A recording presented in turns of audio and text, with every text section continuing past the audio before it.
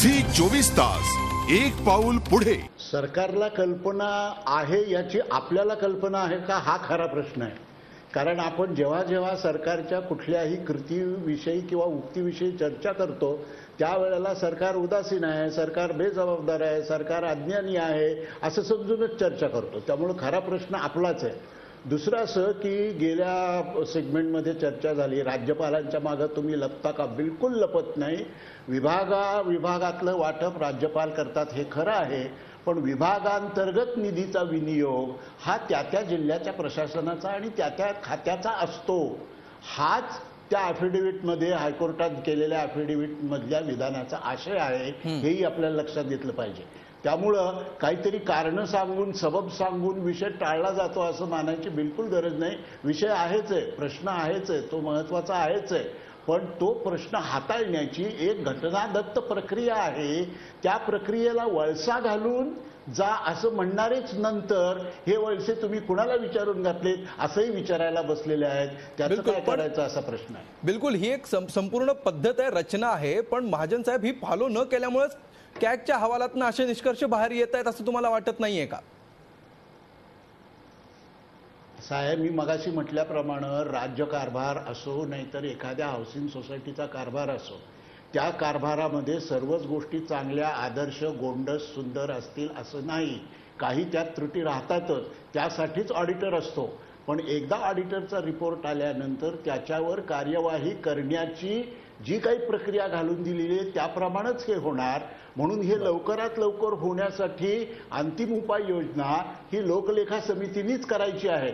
मग लोकलेखा समितीला उशीर लागेल म्हणून तिला न विचारता तुम्हीच कार्यवाही करा असं म्हणायचं म्हणजे घटनात्मक प्रक्रियेला वळसा घालण्याचा सल्ला द्यायचा। म्हणून मी मगाशी म्हणलं की असा वळसा घालायचा सल्ला आज जे देतील ते उद्या वळसा घातला गेल्यावर का वळसा घातला म्हणूनही विचारायला कमी करणार नाही। बिलकुल। अभय देशपांडे, शेवटी तुम्ही काय म्हणाल, या अहवालाचं काय भवितव्य तुम्हाला दिसतंय, यात नोंदवलेल्या निरीक्षणांचं अगदी थोडक्यात? नाही, अमोल, एक सांगायचं तर ही निरीक्षणे जी नोंदवलेली आहेत कॅगनी, ही काही मला वाटत नाही नवीन आहेत।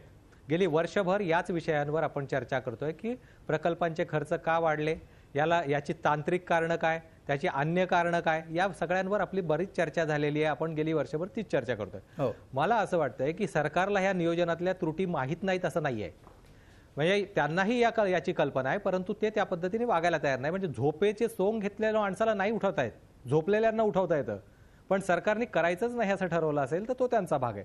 पण अमोल, त्याच्यापेक्षा मला महत्वाचा भाग या कॅगच्या रिपोर्टमध्ये वाटतोय तो आर्थिक बेशिस्ती बाबतचा। आज याच विषयाचा संदर्भात कॅगने असं सांगितलंय की तुमचा महसुली खर्च 82% गेलेला आहे आणि भांडवली खर्च जो की गुंतवणूक असते, ज्या की विकास कामावर खर्च होतात, त्याची टक्केवारी खाली गेलेली आहे। दैनंदिन गरजा भागवण्यासाठी, सरकारला आपला रोजचा खर्च भागवण्यासाठी कर्जातून उभारलेल्या रकमेचा वापर करावा लागतोय। म्हणजे आता आपलं ऋण काढून सण करणं नाही, ऋण काढून दैनंदिन खर्च करणं चाललंय। आणि हे फायनान्शियल इनडिसिप्लिन मला वाटतं की राज्याच्या अर्थव्यवस्थेला कुठेतरी डगमगीत करणारी आहे आणि त्याचे परिणाम पुढे स्वाभाविकच सिंचनावर होणार आहेत। म्हणजे त्यांना आपण देणार पैसे कुठून? त्यामुळे मला वाटतं की आज सगळ्यात गांभीर्याची बाब जी सरकारने घेणं आवश्यक आहे ती फायनान्शियल डिसिप्लिन बाबत। बिलकुल, आर्थिक चक्र बिघडत चाललेलं आहे, हा अत्यंत गंभीर मुद्दा आहे। शेवटी आजचा आपण रोखठोक प्रश्न बघूया। आज आम्ही प्रश्न विचारलेला होता,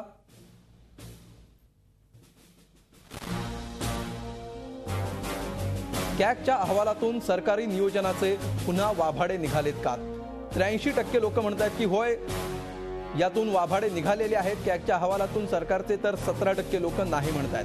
बहुतांश लोकांना या कॅगच्या अहवालातून आलेली निरीक्षणं गंभीर वाटतायत, सरकारलाही ती गंभीर वाटतायत असं काँग्रेसचे प्रवक्ते तरी म्हणतायत। मात्र हे गांभीर्य जनता तेव्हाच मान्य करेल ज्यावेळी त्याच्यावर काहीतरी उपाय झालेले बघायला मिळतील। या चर्चेत सहभागी झाल्याबद्दल डॉक्टर रत्नाकर महाजन, डॉक्टर बुधाजीराव मुळीक, किरीट सोमय्या आणि अभय देशपांडे, तुम्हा चौघांचेही धन्यवाद। रोखठोकमध्ये आज इतकंच। ताज्या बातम्यांसाठी पाहत रहा झी 24 तास। झी 24 तास एक पाऊल पुढे।